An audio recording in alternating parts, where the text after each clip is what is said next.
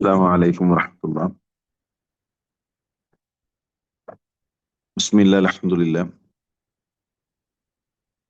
الحمد لله رب العالمين، والصلاة والسلام على رسول الله وعلى آله وصحبه أجمعين أما بعد. Sound എന്തെങ്കിലും പ്രയാസം ഉണ്ടെങ്കിൽ ഒന്ന് സൂചിപ്പിക്കണേ. 11ാമത്തെ ഹദീസാണ് നമ്മൾ ഇന്ന് ചർച്ച ചെയ്യുന്നത്. ഹദീസിന്റെ റാവി അനസ് ബിൻ മാലിക് ആണ്. അനസ് ബിൻ മാലിക് റളിയല്ലാഹു തആല അൻഹു ഇമാം ബുഖാരി ഉദ്ധരിച്ച ഹദീസാണ്. ഇമാം ബുഖാരിയിൽ നിന്നുള്ള ഹദീസാണ്. ഇന്നകും ലതഅമലൂന അഅമാലൻ ഹിയ അദഖു ഫീ അഅയുനികും മിനശ്ശഅർ ഇൻ കുന്നാ ലനഉദ്ദുഹാ അലാ അഹ്ദി നബി സല്ലല്ലാഹു അലൈഹി വസല്ലം മിനൽ മൂബിഖാത്ത്. അപ്പോ റാവിയെ പറ്റി ആദ്യം നമുക്ക് ചർച്ച ചെയ്യാം. ഹദീസ് റിപ്പോർട്ട് ചെയ്തിട്ടുള്ളത് Anas bin Malik. Anas bin Malik റളിയല്ലാഹു തആല അൻഹുവിന്റെ കുന്നിയത്ത് Abu Hamza. Abu Hamza Anas bin Malik. Anas bin Malik വേറെ ഏതെങ്കിലും ഹദീസ് വന്നോ? ഇതിന്റെ മുന്നങ്ങൾ പഠിച്ചതിൽ ഏതെങ്കിലും ഹദീസ് വന്നിരുന്നോ അനസ് ബിൻ മാലിക്? ഇല്ല. ഓക്കെ. അനസ് ബിൻ മാലിക് റളിയല്ലാഹു തആല അൻഹു അദ്ദേഹം പിന്നെ അബു ഹംസ എന്നതാണ് അദ്ദേഹത്തിന്റെ കുന്നിയത്ത്. റസൂലുള്ളാഹി സ്വല്ലല്ലാഹു അലൈഹി വസല്ലമയുടെ ഖാദിമാണ്. 10 വർഷക്കാലം പ്രവാചകൻ സല്ലല്ലാഹു അലൈഹി വസല്ലമക്ക് ഖിദ്മത്ത് ചെയ്ത സ്വഹാബിയാണ്. അദ്ദേഹം പറയുന്നത്, ഞാൻ റസൂലുള്ളാഹിക്ക് 10 കൊല്ലം ഖിദ്മത്ത് ചെയ്തു. അതിനിടയിൽ ഒരു വെറുപ്പുള്ള ഒരു സംസാരം, ഒരു വെറുപ്പുള്ള നോട്ടം, അനസ എന്തിനത് ചെയ്തു, എന്തുകൊണ്ടത് ചെയ്തില്ല, അങ്ങനെ ഒരു സംസാരം അള്ളാഹുവിന്റെ റസൂലിൽ നിന്ന് ഞങ്ങൾക്ക് കേൾക്കാൻ കഴിഞ്ഞിട്ടില്ല, അദ്ദേഹത്തിന് അനുഭവം ഉണ്ടായിട്ടില്ല. 10 കൊല്ലം ഏറ്റവും അധികം റസൂലുള്ളാഹിയുടെ കൂടെ ചേർന്ന് നിന്ന വ്യക്തിക്ക് പോലും ഒരു മോശമായൊരു പെരുമാറ്റം അള്ളാഹുവിന്റെ റസൂലിൽ നിന്ന് ഉണ്ടായിട്ടില്ല. ധാരാളം ഹദീസുകൾ റിവായത്ത് ചെയ്ത സ്വഹാബിയാണ് മഹാനായ അനസ് ബിൻ മാലിക്. 2286 ഹദീസ്. ആയിഷ റളിയല്ലാഹു തആല എത്ര ഹദീസ് നമ്മൾ പറഞ്ഞത്? 2210. 2210 ഹദീസാണ് ആയിഷ റളിയല്ലാഹു തആല അൻഹ. അനസ് ബിൻ മാലിക് 2286 ഹദീസാണ്. അബൂ ഹുറൈറ 5000 എത്ര ഹദീസാണ്? 374.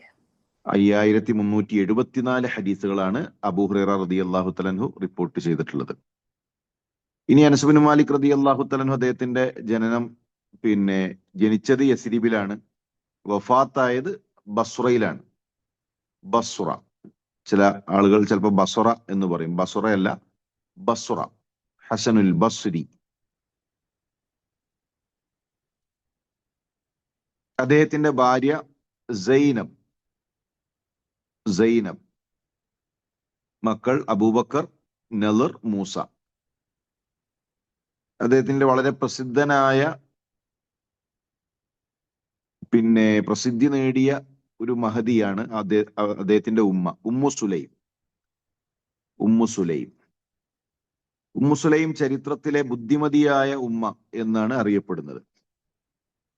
അതിന്റെ ഒരു കാരണം, അള്ളാഹുവിന്റെ റസൂൽ സല്ലല്ലാഹു അലൈഹി വസല്ലം മക്കയിൽ നിന്ന് മദീനയിലേക്ക് വന്നപ്പോ, ആ മദീനയിലേക്ക് എത്തിയ ദിവസമാണ് സഹാബത്തിന്റെ ജീവിതത്തിൽ ഏറ്റവും സന്തോഷമുള്ള ദിവസം. കാരണം അൻസാരികൾക്ക് അന്നാണ് നബിയെ കിട്ടുന്നത്. അവർക്കൊരു കുട്ടി ഉണ്ടായതിനേക്കാൾ, അവരുടെ ഒരു കല്യാണം നടന്നതിനേക്കാൾ അവർക്ക് ആനന്ദമായിരുന്നു അവരുടെ റസൂലുള്ളാഹി അവരുടെ നാട്ടിലേക്ക് എത്തുന്നു എന്നുള്ളത്. അങ്ങനെ അവർ റസൂലുള്ളാഹിയെ സ്വീകരിച്ചു. ആ സമയത്ത് ഓരോരുത്തരും അള്ളാഹുവിന്റെ റസൂൽ സല്ലല്ലാഹു അലൈഹി വസല്ലമയെ അവരുടെ വീട്ടിലേക്ക് കൊണ്ടുപോകാൻ നോക്കുകയാണ്. ഓരോരുത്തർ നബിയുടെ ഭാണ്ഡങ്ങൾ എടുത്തിട്ട് സ്വന്തം വീട്ടിൽ കൊണ്ടുപോയി വെക്കാനും ഒട്ടകത്തിന്റെ കയറ് പിടിക്കാനും, അങ്ങനെ അവർ ഓരോരുത്തരും അള്ളാഹിന്റെ റസൂലിനെ അവർക്ക് കിട്ടുമെന്നാണ് നോക്കുന്നത്. പക്ഷെ ഉമ്മു സുലൈം മാത്രമാണ് വ്യത്യസ്തമായി ചിന്തിച്ചത്. ഉമ്മു സുലൈം തന്റെ കുട്ടിയെയും കൊണ്ട് നബിന്റെ അരികിലേക്ക് ചെന്നു.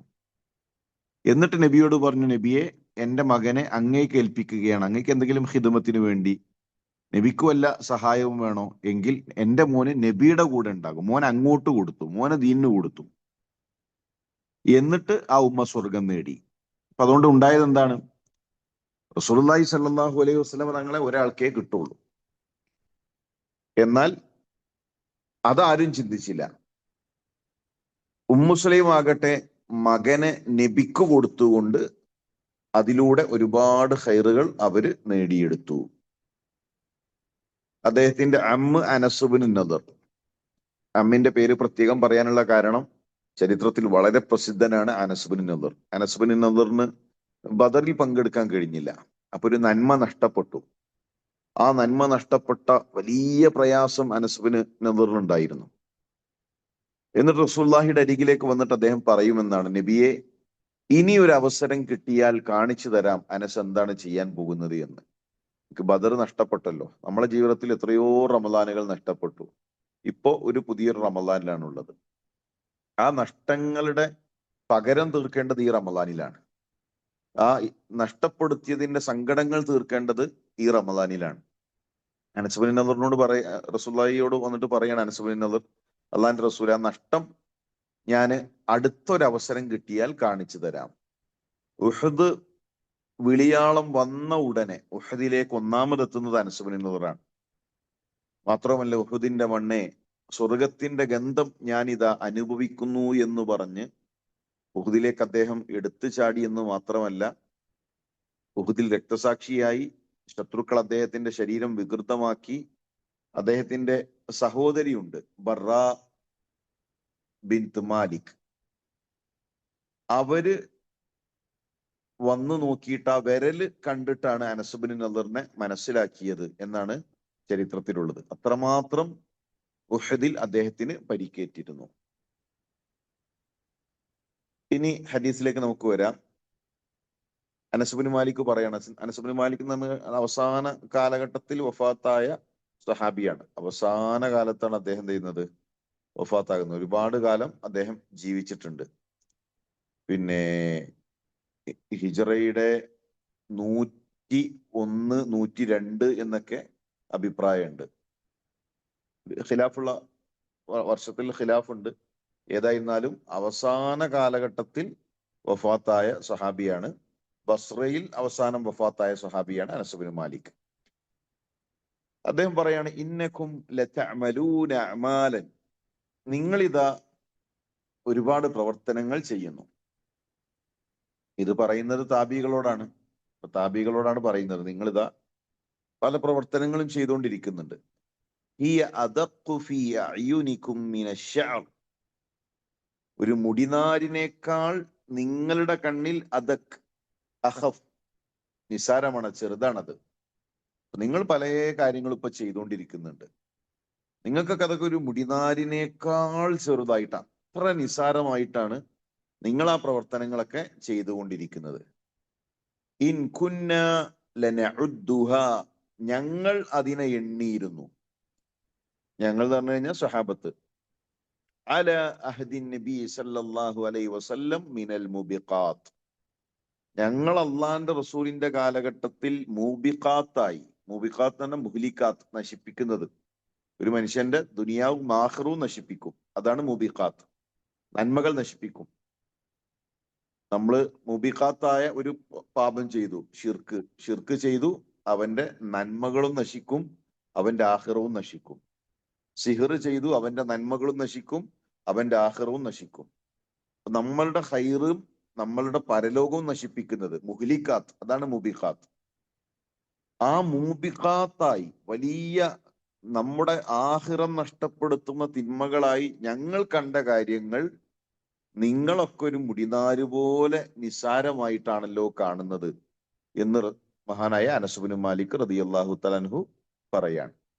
അപ്പൊ ഇത് റസൂലുള്ളാഹി പറഞ്ഞ വാക്കല്ല, മറിച്ച് അനസ് ഇബ്നു മാലിക്കിലേക്ക് ചേർത്തുകൊണ്ട് പറയുന്ന വാക്കാണ്. അനസ് ഇബ്നു മാലിക് റളിയല്ലാഹു തആല അൻഹു പറഞ്ഞ വാക്കാണ്. അപ്പൊ ഇത് നമ്മൾ ഗൗരവത്തിൽ ആലോചിക്കേണ്ടതാണ്. ഇന്ന് എന്ത് ചെയ്തിട്ടുണ്ട് ആളുകൾ? എല്ലാം നിസ്സാരവൽക്കരിച്ച് അതൊക്കെ ചെറിയ വിഷയങ്ങളല്ലേ, അതൊക്കെ ചെറുതല്ലേ എന്ന രൂപത്തിലാണ് പലപ്പോഴും ആളുകൾ നോക്കിക്കൊണ്ടിരിക്കുന്നത്. എന്നാൽ സ്വഹാബത്ത് വളരെ ഗൗരവത്തിൽ കണ്ട വിഷയങ്ങൾ വരെ, സംഗീതം എത്ര ഗൗരവത്തിലാണ് സ്വഹാബത്ത് കണ്ടിട്ടുള്ളത്. ഇന്ന് അനസ് ഇബ്നു മാലിക്കിന്റെ കാലഘട്ടത്തിൽ തന്നെ സ്വഹാബത്ത് ഗൗരവത്തിൽ കണ്ടത് താബിയുടെ കാലഘട്ടം എത്തിയപ്പോഴേക്കും നിസ്സാരമായി. അപ്പൊ ഇന്നത്തെ കാലം നമുക്ക് ആലോചിക്കാനും കൂടി കഴിയില്ല. നമ്മളൊക്കെ ഒരു പ്രശ്നമില്ല എന്ന് കരുതുന്നത് ഒരുപക്ഷെ അത്രയും ഗൗരവമുള്ള വിഷയങ്ങളായിരിക്കും.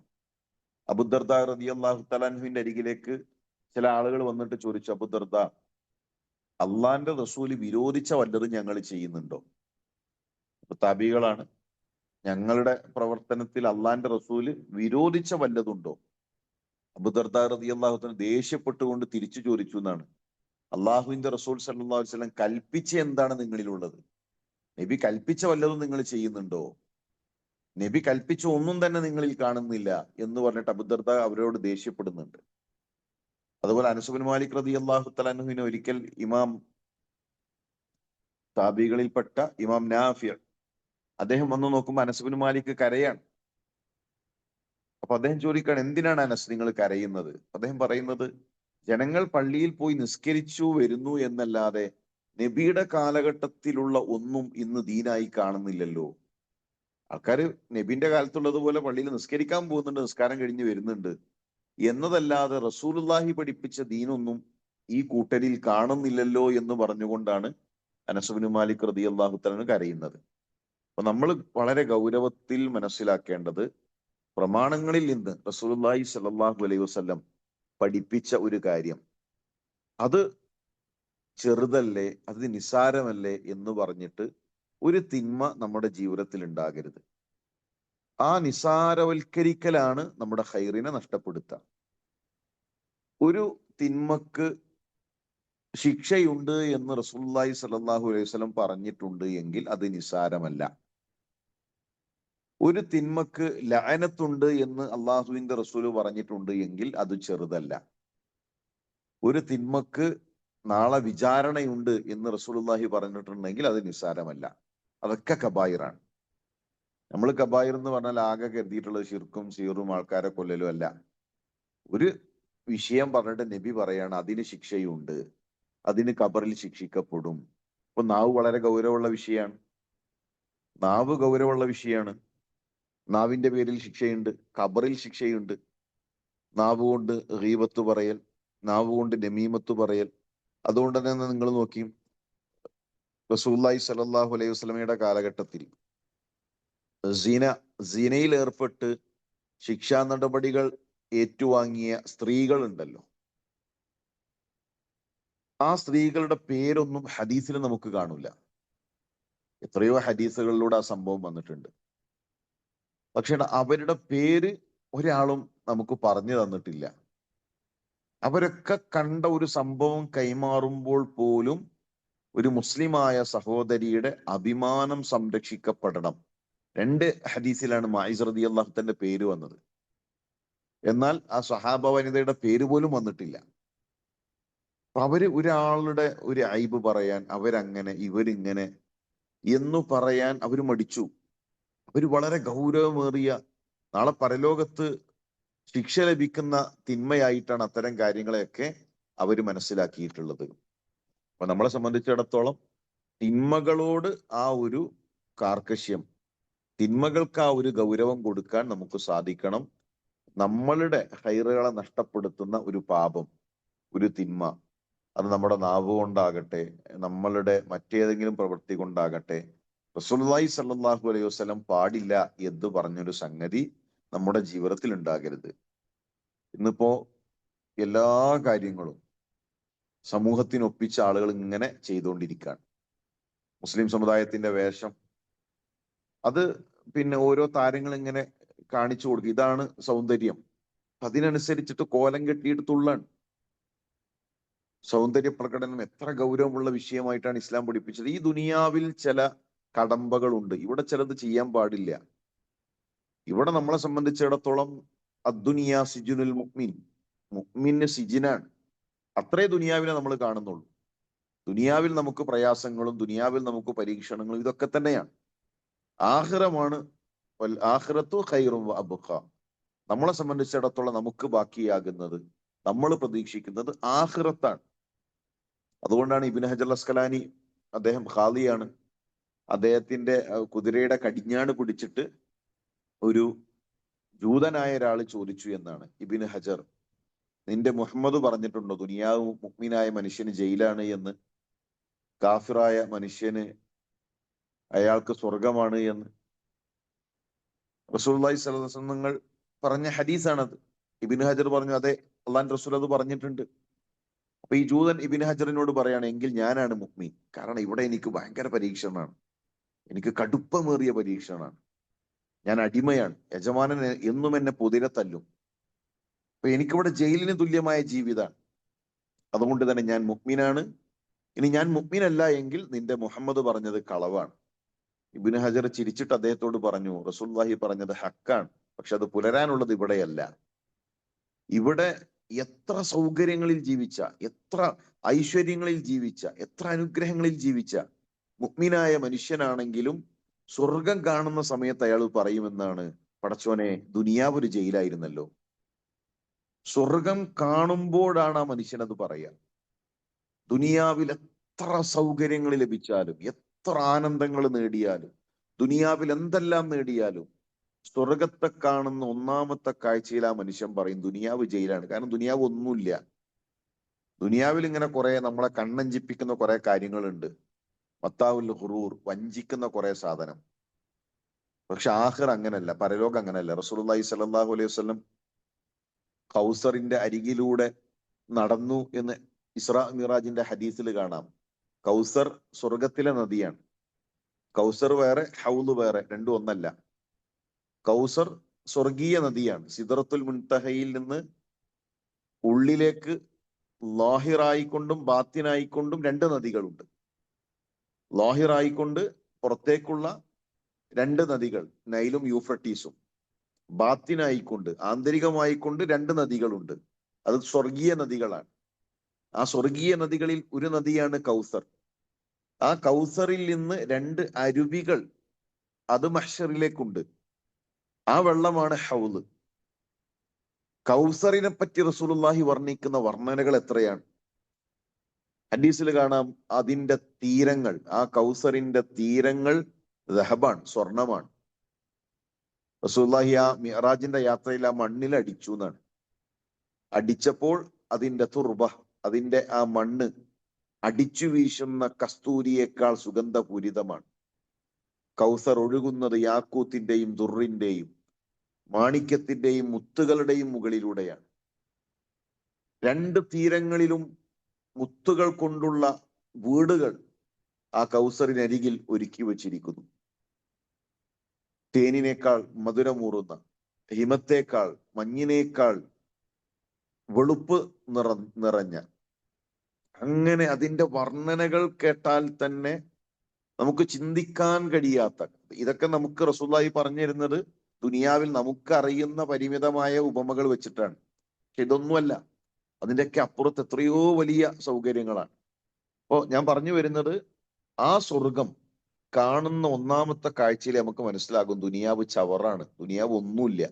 ആര്? ദുനിയാവിൽ ഏറ്റവും സൗകര്യങ്ങളിൽ കഴിഞ്ഞൊരു മനുഷ്യൻ. നേരെ തിരിച്ചും, ഇവിടെ ഏറ്റവും കടുപ്പമേറിയ പരീക്ഷണങ്ങളിൽ കഴിഞ്ഞ മനുഷ്യൻ, ഏറ്റവും കടുപ്പമേറിയ പരീക്ഷണം, ആ പരീക്ഷണത്തിൽ കഴിഞ്ഞ കാഫിറായ മനുഷ്യനും നരകം കാണുമ്പോൾ പറയും, പടച്ചോനെ ദുനിയാവ് സ്വർഗാണല്ലോ. ഇവിടുത്തെ പരീക്ഷണം ഒന്നും ഒരു പരീക്ഷണമല്ല, ഇവിടുത്തെ പ്രയാസം ഒന്നും ഒരു പ്രയാസമല്ല. അതുകൊണ്ട് സ്വഹാബത്തിന് ഒരു പ്രശ്നം ഉണ്ടായിട്ടില്ലല്ലോ. സ്വഹാബത്തിന് ദുനിയാവ് വിഷയേ ആയിട്ടില്ല. 70ഓളം സ്വഹാബത്തിന് ഒരു ഇസാറ് മാത്രമാണ് അവരുടെ വസ്ത്രം എന്നാണ്. ഒരു ഇസാറ്. ഇസാർ എന്ന് പറഞ്ഞാൽ നമ്മൾ ഉംറക്ക് പോകുമ്പോൾ അരയിലൊരു തുണി ഉണ്ടാവും, ആണുങ്ങൾക്ക് ചുമലിലൊരു തുണി ഉണ്ടാവും. അരയിലെടുക്കുന്ന മുണ്ടിനാണ് ഇസാർ എന്ന് പറയാം, ചുമലിലുള്ളതാണ് രിദാ. ദുനിയാവിൽ സ്വഹാബത്തിന്റെ ആകെയുള്ള സമ്പാദ്യം ഒരു ഇസാറ്. നിങ്ങൾ ചിന്തിച്ചിട്ടുണ്ടോ? ഒറ്റ തുണി. ആ തുണി ഒന്ന് തണുപ്പത്ത് പുതക്കാൻ ഒരു പുതപ്പ് അവർക്കില്ല, തല ചായ്ക്കാൻ ഒരു വീട് അവർക്കില്ല, വിശപ്പിന് ഭക്ഷണം അവർക്കില്ല, കുടുംബമില്ല, ഒന്നുമില്ല, ഒരു സങ്കടവും അവർക്കില്ല. അതവരുടെ ഇബാദത്തിനെ ബാധിച്ചിട്ടുമില്ല. കാരണം അവരുടെ വിഷയം ആഖിറായിരുന്നു. പരലോകത്ത് തകർക്കുന്ന ഒരു കാര്യം അവരുടെ ജീവിതത്തിൽ വന്നു, അവർക്ക് പ്രയാസം ഉണ്ടാക്കും. അതുകൊണ്ട് തന്നെ ആ ഒരു പേടിയാണ് നമ്മുടെ മനസ്സിലേക്ക് വരേണ്ടത്.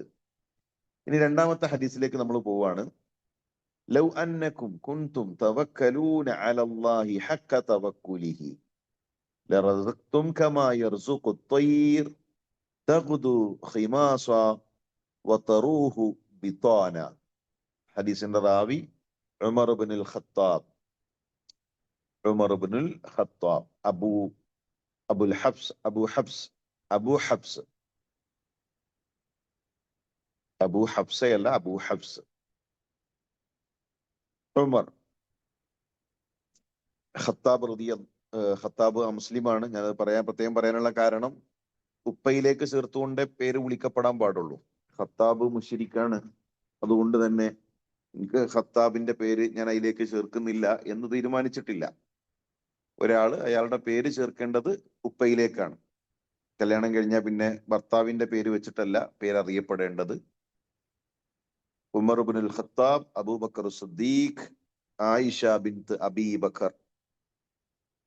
ആയിഷ മുഹമ്മദ് എന്നല്ല. അബൂബക്കർ സിദ്ദീഖിനേക്കാൾ ഫضല് മുഹമ്മദ് നബിക്കാണ്. ഇനി കല്യാണം കഴിഞ്ഞ മുതൽ എന്റെ പേരിന്റെ കൂടെ നബിന്റെ പേരാണ് എന്നല്ല. ഉപ്പയിലേക്ക് ചേർത്തുകൊണ്ടാണ് ഏതൊരാളുടെ പേരും വിളിക്കപ്പെടേണ്ടത്. ഖത്താബ് അമുസ്ലിമാണ്, പക്ഷെ ഉമറിന്റെ പേരിന്റെ കൂടെ ഖത്താബാണ് ചേർക്കേണ്ടത്. ഉമർ ഖത്താബ് റളിയല്ലാഹു തആല അൻഹു പറയുന്നു, നിങ്ങൾ തവക്കുലാക്കേണ്ട രൂപത്തിൽ തവക്കുലാക്കുക. പക്ഷികൾക്ക് ലറസഖ്തും, നിങ്ങൾക്ക് റിസ്ക് നൽകും. കമാ യർസുഖു الطير, പക്ഷികൾക്ക് റിസ്ക് നൽകുന്നത് പോലെ, പക്ഷികൾക്ക് റിസ്ക് നൽകുന്നത് പോലെ നിങ്ങൾക്ക് റിസ്ക് നൽകും. തഗ്ദു ഖിമാസ, ഖിമാസ തഗ്ദു, പകലിന്റെ തുടക്കത്തിൽ അവർ പോകുന്നു, ആ പക്ഷികൾ പോകുന്നു. ഖിമാസ വിശന്ന് പൊട്ടിയ വയറുമായിട്ട്. വതറൂഹു, അത് തിരിച്ചു വരുന്നു. ബിത്വാന, വയറ് നിറച്ച്. പക്ഷികൾ തവക്കുലാക്കുന്നത് പോലെ നിങ്ങൾ തവക്കുലാക്കുക. പക്ഷികൾക്ക് റിസ്ക് നൽകുന്നത് പോലെ അള്ളാഹു നിങ്ങൾക്ക് റിസ്ക് നൽകും. അത് പ്രഭാതത്തിന്റെ തുടക്കത്തിൽ ഒട്ടിയ വയറുമായി പോകുന്നു, അത് വയറ് നിറച്ച് തിരിച്ചു വരുന്നു. അതിന്റെ അർത്ഥം തവക്കുൽ രണ്ട് രൂപത്തിലുണ്ട്. ഒന്ന് സൂഫികളുടെ തവക്കുലാണ്. സൂഫികൾ ഇത് വ്യാഖ്യാനിക്കല് കണ്ടോ, അപ്പൊ പക്ഷികളെ പോലെ എന്ത് ചെയ്യുക, തവക്കുലാക്കിയിരിക്കുക. പക്ഷികൾക്ക് ഭക്ഷണം കിട്ടുന്നുണ്ടല്ലോ, ഇവിടെയുള്ള മൃഗങ്ങൾക്ക് ഭക്ഷണം കിട്ടുന്നുണ്ടല്ലോ, അതുപോലെ പടച്ചോനും ഞങ്ങൾക്ക് ഭക്ഷണം തരും. എന്നിട്ട് അവരിങ്ങനെ ചമ്രം പടിഞ്ഞ് എവിടെങ്കിലൊക്കെ ധ്യാനിച്ചിരിക്കും. അപ്പൊ ആരെങ്കിലും ഭക്ഷണം കൊണ്ടുവന്നു കൊടുത്താൽ അവർ പറയും, കണ്ടോ പടച്ചോൻ ഞങ്ങൾക്ക് ഭക്ഷണം തന്നു. ഇതല്ല തവക്കുൽ. പക്ഷികൾ രാവിലെ ഭക്ഷണം തേടി പോവാണ്. ഭക്ഷണം കിട്ടും എന്ന് കരുതി കൂട്ടിലിരിക്കല്ല.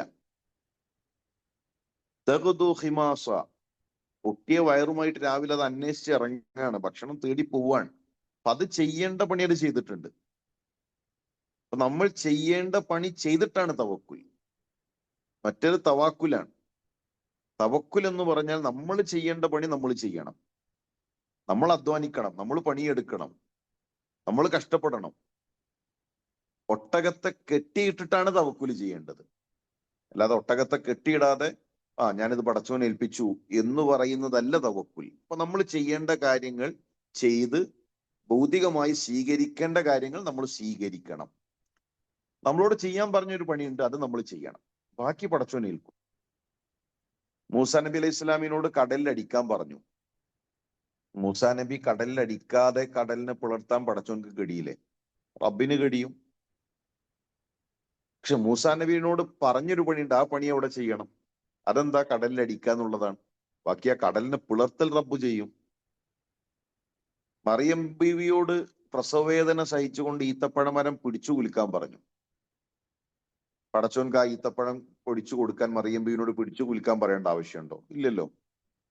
അല്ലാത്ത സമയത്ത് ഭക്ഷണത്തളിക മറിയം ബീവിയുടെ മുന്നിലേക്ക് ഏൽപ്പിച്ചിട്ടില്ലേ? പക്ഷെ നമ്മൾ എടുക്കേണ്ട ഒരു ആക്ഷൻ ഉണ്ട്, നമ്മൾ ചെയ്യേണ്ട ഒരു പ്രവർത്തനമുണ്ട്.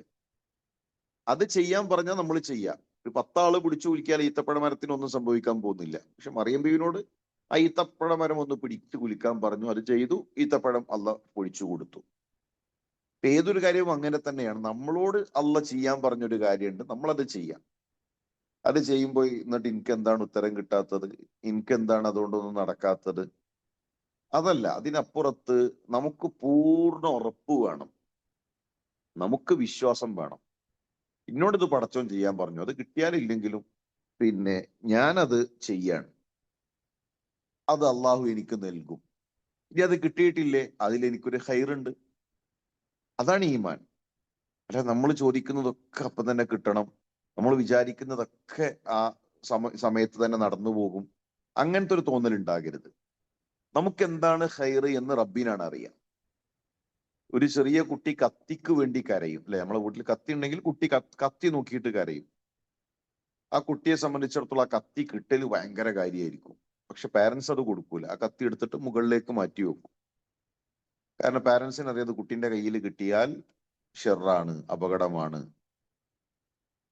അതുപോലെ നമ്മൾ കരയാണ്, പടച്ചോനെ കുട്ടിയെ കൊണ്ടാ, നമുക്ക് തോന്നുന്നത് കുട്ടിയുള്ളതാണ് ഹൈറ്. പക്ഷെ റബ്ബിനാണ് ഏറ്റവും നന്നായി അറിയാം നമുക്ക് കുട്ടി ഉള്ളതാണ് കുട്ടി ഇല്ലാത്തതാണ് നമ്മുടെ ആഖിറത്തിന്റെ ഹൈറ്. ആ ഹൈറായതാണ് റബ്ബ് നമുക്ക് നൽകിയിട്ടുള്ളത്. സലഫുകളുടെ ഒരു വാക്കിൽ കാണാം, നിങ്ങൾക്ക് ഓരോരുത്തർക്കും അള്ള അനുവാദം നൽകി നിങ്ങളുടെ കാര്യം നിങ്ങൾക്ക് തീരുമാനിക്കാൻ, നമ്മളെ കാര്യം നമുക്ക് കണ്ട് തീരുമാനിക്കാം. എനിക്ക് കുട്ടി വേണോ, എനിക്ക് ജോലി വേണോ, എനിക്ക് എക്സാം പാസ്സാകണോ വേണ്ടേ, അല്ലെങ്കിൽ പിന്നെ എനിക്ക് പ്രസവം കഴിഞ്ഞിട്ട് തൊട്ടടുത്ത് തന്നെ അടുത്ത കുട്ടി വേണോ, അങ്ങനെ ഓരോ കാര്യങ്ങളും തീരുമാനിക്കാൻ നിങ്ങൾക്കല്ല അവസരം തന്നു. നിങ്ങളെ കാര്യം നിങ്ങളാണ് തീരുമാനിച്ചോളി. എന്നിട്ട് മുൻഗാമികൾ പറയാണ്, ഇപ്പോൾ നിങ്ങളുള്ള അവസ്ഥയേക്കാൾ മെച്ചപ്പെട്ട ഒരവസ്ഥ ഒരാളും തിരഞ്ഞെടുക്കൂല. ഇപ്പൊ നമ്മളുള്ള അവസ്ഥയേക്കാൾ മെച്ചപ്പെട്ട ഒരവസ്ഥ വേറെ ആരും തിരഞ്ഞെടുക്കൂല. ഇപ്പൊ ഉള്ള എനിക്കിപ്പോ 2 കുട്ടികളാണ്, അതാണ് എനിക്ക് ഹൈറ്, അത് മതി എന്നായിരിക്കും നമ്മൾ തിരഞ്ഞെടുക്കുക. നമ്മുടെ ആഖിറത്തിന് ഏറ്റവും ഹൈറായതാണ് റബ്ബ് നൽകിയിട്ടുള്ളത്. അപ്പൊ ആ ഒരു ബോധം നമുക്കുണ്ടാകണം. അള്ളാഹുവിൽ തവക്കുലാക്കുക, അള്ളാഹുവിൽ ഭരമേൽപ്പിക്കുക, പടച്ചോനോട് നന്നായി പ്രാർത്ഥിക്കുക, എന്നിട്ട് നമ്മൾ ചെയ്യേണ്ട പണികൾ ചെയ്യാം. രോഗം വന്നാൽ ചികിത്സിക്കണം, പ്രാർത്ഥിക്കണം. ഭക്ഷണം കിട്ടണോ അധ്വാനിക്കണം, ജോലി ചെയ്യണം. അങ്ങനെ ഇവിടെ നമ്മൾ ചെയ്യേണ്ട സബബുകൾ സ്വീകരിച്ചുകൊണ്ടാണ്, അല്ല സബബുകളൊക്കെ ഒഴിവാക്കിയിട്ട് പിന്നെ കല്യാണം കഴിക്കാതെ പടച്ചോനെ സന്താനത്തെ കൊണ്ടാ എന്ന് ചോദിക്കലല്ല ദീൻ. നമ്മൾ ചെയ്യണം, പരീക്ഷയ്ക്ക് നന്നായി പഠിക്കുക, എന്നിട്ട് അള്ളാഹിനോട് പ്രാർത്ഥിക്കുക. അല്ല പരീക്ഷയ്ക്ക് ഒരു പഠനമില്ല ഒന്നുമില്ല, അത് പടച്ചോ നോക്കിക്കോളും, അങ്ങനത്തെ ഒരു ദീനില്ല. നമുക്ക് വേണ്ടിയിട്ട് പരീക്ഷ പിന്നെ ക്വസ്റ്റ്യൻ പേപ്പർ എളുപ്പാക്കുന്ന, അല്ലെങ്കിൽ നമ്മൾ ചോദിച്ചു കഴിയുന്നു മാത്രം ക്വസ്റ്റ്യൻ തരുന്ന അങ്ങനത്തെ ഒരു ട്രിക്കൊന്നുമില്ല. നമ്മളെ സംബന്ധിച്ചിടത്തോളം നമുക്ക് ഒരു തൗഫീക്ക് കിട്ടണം, ആ സമയത്ത് പഠിച്ച കാര്യങ്ങൾ ഓർമ്മ കിട്ടണം. അതിന് പഠിക്കുക എന്നൊരു ദൗത്യം നമ്മളെ സംബന്ധിച്ചിടത്തോളം ഉണ്ട്, അത് നമ്മൾ ചെയ്യണം. പ്രയാസങ്ങൾ നീങ്ങാൻ നമുക്ക് വരുമാനം കിട്ടണമെങ്കിൽ അധ്വാനിക്കുക എന്നൊരു പണി നമ്മൾ ഇവിടെ ചെയ്യണം. ആ പണി നമ്മൾ ചെയ്യണം. പക്ഷികൾ പൊട്ടിയ വയറുമായി ഇറങ്ങിത്തിരിക്കുന്നത് പോലെ, അന്നം തേടുന്നത് പോലെ നമ്മൾ ഇറങ്ങിത്തിരിക്കേണ്ടിടത്ത് നമ്മൾ ഇറങ്ങിത്തിരിക്കണം. അതോടൊപ്പം പടച്ചോൻ നൽകും എന്ന വിശ്വാസത്തോടു കൂടെ ആത്മാർത്ഥമായി റബ്ബിനോട് ചോദിക്കാം. മുഹമ്മദ് അബ്ദുൽ ബാക്കിയുടെ ഒരു ചരിത്രം ഭയങ്കര രസകരമായ ഒരു ചരിത്രമാണ്. അദ്ദേഹം പിന്നെ ഒരിക്കൽ നല്ല വിശന്നിരിക്കാൻ, ആ സമയത്ത് വീട്ടിൽ നിന്ന് പുറത്തേക്ക് ഇറങ്ങിയപ്പോഴാണ് മനോഹരമായൊരു കിഴി വീടിന്റെ പുറത്ത്. അപ്പൊ അത് ആ കിഴി നോക്കിയാൽ തന്നെ അതിന്റെ ആ തുണികൾ തന്നെ, ആ തുണികളുടെ തുന്നല് പോലും നല്ല വിലപിടിപ്പുള്ള നൂല് കൊണ്ടാണ്, നല്ല ആകർഷിക്കുന്ന ഒരു കിഴി. അതിൽ വിലപിടിപ്പുള്ള മുത്തുകളാണ്. അദ്ദേഹത്തിന് മനസ്സിലായി അത് കളഞ്ഞു കിട്ടിയതാണ്, വഴിയിലുള്ളതാണ്, ആരും ഉടമസ്ഥനില്ല. അദ്ദേഹം അത് കയ്യിലെടുത്തു. അങ്ങാടിയിൽ എത്തിയപ്പോഴാണ് ഒരു വൃദ്ധൻ വിളിച്ചു പറഞ്ഞുകൊണ്ടിരിക്കുകയാണ്, എന്റെ കിഴി കാണുന്നില്ല. അത് പൊതിഞ്ഞ പട്ടിനെ പറ്റി, അതിന്റെ നൂലിനെ പറ്റിയൊക്കെ ഇയാൾ വർണ്ണിച്ചു. അത് നൽകുന്ന ആൾക്ക് 500 ദീനാർ, 500 സ്വർണ്ണ നാണയം അയാൾ ഇനാം പ്രഖ്യാപിച്ചു. അപ്പൊ ആ കിഴിയിലുള്ള സാധനത്തിന് എത്ര വില ഉണ്ടാകും? ആ കിഴിയിലുള്ളത് നല്ല മുത്തുകൊണ്ടുള്ളൊരു മാലയാണ്, നല്ല വിലപിടിപ്പുള്ള മുത്തുകൊണ്ടുള്ളൊരു മാല. മുഹമ്മദ് അബ്ദുൽ ബാക്കി ആ മാല എന്ത് ചെയ്തു? ആ കിഴി അദ്ദേഹത്തിന് തിരിച്ചു കൊടുത്തു. അദ്ദേഹം 500 ദീനാർ കൊടുത്തു. ആ 500 ദീനാർ വാങ്ങി തിരിച്ചു നടക്കുമ്പോൾ ഇയാൾ ആലോചിച്ചു, ഞാൻ എങ്ങനെ ഈ 500 ദീനാർ വാങ്ങും? ഞാൻ ചെയ്യേണ്ട ഒരു പണിയാണല്ലോ ഞാൻ ചെയ്തത്, എന്റെ ഉത്തരവാദിത്തമാണ് ചെയ്തത്. അയാളുടെ മാല അയാൾക്ക് തിരിച്ചു കൊടുത്തു, അതിനിപ്പോ ഞാൻ എങ്ങനെ പൈസ വാങ്ങും? ഇയാൾ ആ ദീനാറും തിരിച്ചു കൊടുത്തു. പട്ടിണിയാണ്, പ്രയാസാണ്, നല്ല അവശതയിലാണ്. പക്ഷെ ആ പൈസ തിരിച്ചു കൊടുത്തു. അനർഹമായതൊന്നും വേണ്ട എന്ന് കരുതിയിട്ട് അത് കൊടുത്ത അയാൾ തിരിച്ചു പോന്നു. കാലം കുറെ കടന്നുപോയി. പിന്നീട് മക്കയിൽ നിന്ന് അദ്ദേഹം ഒരു കടൽ യാത്രയിലാണ്. കടല് പ്രക്ഷുബ്ധമായി, തിരമാലകൾ അദ്ദേഹത്തെയും കൊണ്ട് കളിച്ചു. ആടി ഉലഞ്ഞ ആ പായക്കപ്പൽ തകർന്ന് ഒരു പലകയിൽ കൈകൾ പിടിച്ച് തിരമാലകൾ തല്ലി തല്ലി അദ്ദേഹം ഒരു കൊച്ചു ദ്വീപിലെത്തി. ആ ദ്വീപിലെത്തിയപ്പോഴാണ് അദ്ദേഹത്തിന് മനസ്സിലായത്, അദ്ദേഹം എത്തിപ്പെട്ട ആ നാട്ടുകാർക്ക് എഴുത്തും വായനയും അറിയില്ല. അവിടെ നമസ്കാരത്തിന് വേണ്ടി ഒരു കൊച്ചു മുറിയുണ്ട്. ആളുകൾ അവിടെ നമസ്കരിക്കുന്നു. ആ നമസ്കാരത്തിൽ തന്നെ അവര് ഇസ്ലാം സ്വീകരിച്ച ആളുകൾ തുടക്കക്കാർ നിസ്കരിക്കേണ്ട രൂപത്തിലാണ്. ഖുർആനിൽ ആഴത്തിൽ അവർക്ക് അറിവില്ല, എഴുത്തവർക്കറിയില്ല, വായന അവർക്കറിയില്ല. ഇദ്ദേഹം ആ നാട്ടുകാരെ എഴുത്തു പഠിപ്പിച്ചു, വായന പഠിപ്പിച്ചു, ഖുർആൻ പഠിപ്പിച്ചു. ആ നാട്ടുകാർക്ക് വലിയ ഇഷ്ടമായി അദ്ദേഹത്തെ. അങ്ങനെ അവര് പറയുകയാണ്, ഇതാ ഞങ്ങളുടെ നാട്ടിൽ ഒരു പെൺകുട്ടിയുണ്ട്, ആ പെൺകുട്ടിയെ, യത്തീമാണ് അവളെ നിങ്ങൾ വിവാഹം കഴിക്കണം. അദ്ദേഹം വിസമ്മതിച്ചു. അവർ വീണ്ടും നിർബന്ധിച്ചു. ഒടുവിൽ ആ നിർബന്ധത്തിന് വഴങ്ങി അദ്ദേഹം കല്യാണത്തിന് സമ്മതിച്ചു. കല്യാണം കഴിഞ്ഞു. സിഫാഫിന്റെ രാവിൽ, മധുവിധുവിന്റെ രാവിൽ ആ പെണ്ണ് അദ്ദേഹത്തിന്റെ മുന്നിലേക്ക് എത്തി. അദ്ദേഹം അത്ഭുതപ്പെട്ടു. അന്ന് ഏതൊരു മാലയാണോ അദ്ദേഹത്തിന്റെ കൈകളിലെത്തി ആ വൃദ്ധന്റെ കൈകളിലേക്ക് കൈമാറിയത്, അതേ മാല ആ പെണ്ണിന്റെ കഴുത്തിൽ. അദ്ദേഹം ആ മാലയിലേക്ക് തന്നെ നോക്കി നിന്നു. സുബ്ഹാനല്ലാഹ്, എങ്ങനെയാണ് ഈ മാല ആ പെൺകുട്ടിയുടെ കഴുത്തിലെത്തിയത്? അദ്ദേഹം ഇങ്ങനെ ആലോചിച്ച് നിൽക്കാൻ. ആ രാവ് കടന്നുപോയി. പ്രഭാതത്തിൽ ആ നാട്ടിലുള്ള ആളുകൾ വീണ്ടും അദ്ദേഹത്തിന്റെ അരികിലേക്ക് എത്തി. നിങ്ങൾ ദുനിയാവിനോട് ഇത്ര ആഗ്രഹമുള്ള വ്യക്തിയാണോ? ഒരു പെൺകുട്ടി ആദ്യമായി നിങ്ങളുടെ ജീവിതത്തിലേക്ക് കടന്നു വന്നിട്ട് ആ മാലയിലേക്ക് നോക്കി നിൽക്കാണോ നിങ്ങൾ? ആ പെൺകുട്ടിയുടെ മനസ്സിനെ നിങ്ങൾ വേദനിപ്പിച്ചിരിക്കുന്നു എന്നവര് പറഞ്ഞു. ആ പെൺകുട്ടിന്റെ മനസ്സ് വേദനിപ്പിച്ചു. കാരണം നിങ്ങൾ ആ മാല നോക്കി നിൽക്കുക, അപ്പൊ നിങ്ങൾക്ക് വലുത് മാലയാണല്ലേ എന്ന രൂപത്തിൽ ആ ജനത സംസാരിച്ചു. അപ്പൊ അദ്ദേഹം അത്ഭുതപ്പെട്ടുകൊണ്ട് ആ മാലയുടെ കഥ പറഞ്ഞു കൊടുത്തു. ആ വൃദ്ധനെ കണ്ടതും ആ മാല കൈമാറിയതും അതേ മാലയാണ് ആ പെൺകുട്ടിയുടെ കഴുത്തിൽ എന്ന് പറഞ്ഞു. ആ സമയത്ത് ആ നാടൊന്നടങ്കം തക്ബീർ മുഴക്കി. അവർ തസ്ബീഹ് ചൊല്ലി. അവർ സുജൂദിൽ വീണു. തക്ബീറുകൾ കൊണ്ട് ആ ഗ്രാമം മുഴങ്ങുകയാണ്. ഇദ്ദേഹം ചോദിച്ചു, മാബിക്കും, നിങ്ങൾക്ക് എന്തു പറ്റി? എന്തിനാണ് തക്ബീർ? എന്തിനാണ് തസ്ബീഹ്? എന്താണ് നിങ്ങളുടെ മുഖങ്ങളിൽ കാണുന്ന അത്ഭുതം? ആ സമയത്ത് ഒരാൾ പറഞ്ഞു, നിങ്ങൾ ഏതൊരു വൃദ്ധന്റെ കൈകളിലാണോ ആ മാല തിരിച്ചേൽപ്പിച്ചത്, ആ വൃദ്ധന്റെ മകളാണ് ഈ പെൺകുട്ടി. അദ്ദേഹം മക്കയിൽ നിന്ന് തിരിച്ച് ഞങ്ങളുടെ നാട്ടിലേക്ക് എത്തി. അദ്ദേഹം ഞങ്ങളെ അറിയിച്ച ഒരു വാർത്തയുണ്ട്. ഞാൻ സ്വാലിഹായ ഒരു ചെറുപ്പക്കാരനെ കണ്ടു. അള്ളാഹു തന്നെയാണ് സത്യം, ഈ ഭൂമുഖത്ത് ഇതുപോലെ തഖ്വയുള്ള ഒരു മനുഷ്യനെ ഞാൻ കണ്ടിട്ടില്ല, ഞാൻ പരിചയപ്പെട്ടിട്ടില്ല. എന്നിട്ട് സുജൂദിൽ കിടന്നുകൊണ്ട് ആ മനുഷ്യൻ പ്രാർത്ഥിച്ചു എന്നാണ്, അള്ളാഹുവേ, എന്റെ മകൾക്ക് ആ മനുഷ്യനെ ഇണയാക്കി നൽകണമേ. എന്റെ മകൾക്ക് ആ ചെറുപ്പക്കാരനെ ഭർത്താവാക്കി നൽകണേ എന്ന് അദ്ദേഹം പ്രാർത്ഥിച്ചു. ആ പെൺകുട്ടിയാണ് നിങ്ങളുടെ ജീവിതത്തിലേക്ക് ഇണയായി വന്നിട്ടുള്ളത്. അപ്പൊ നിങ്ങൾ ചിന്തിച്ചിട്ടുണ്ടോ, ഒരു പ്രാർത്ഥനയാണ് മുഹമ്മദ് അബ്ദുൽ ബാഖിയെ മക്കയിൽ നിന്ന് കടല് കയറ്റിയതും തിരമാലകൾ തല്ലി തല്ലി തല്ലി എടുത്തറിയാത്ത, വായനയറിയാത്ത ഒരു കൊച്ചു ഗ്രാമത്തിൽ എത്തിച്ചതും ഒരു വൃദ്ധനായ മനുഷ്യന്റെ പ്രാർത്ഥനയാണ്. അപ്പൊ നമുക്ക് ഉറപ്പുണ്ടാകണം, റബ്ബ് നമുക്ക് സഹായിക്കും. ആ റബ്ബിൽ വരമേൽപ്പിച്ച് റബ്ബിൽ തവക്കുലാക്കി ആത്മാർത്ഥമായി നമ്മൾ പ്രാർത്ഥിക്കുക. പ്രാർത്ഥിച്ചാൽ ചിലപ്പോ ചില കാര്യങ്ങൾ നമുക്ക് ലഭിക്കും.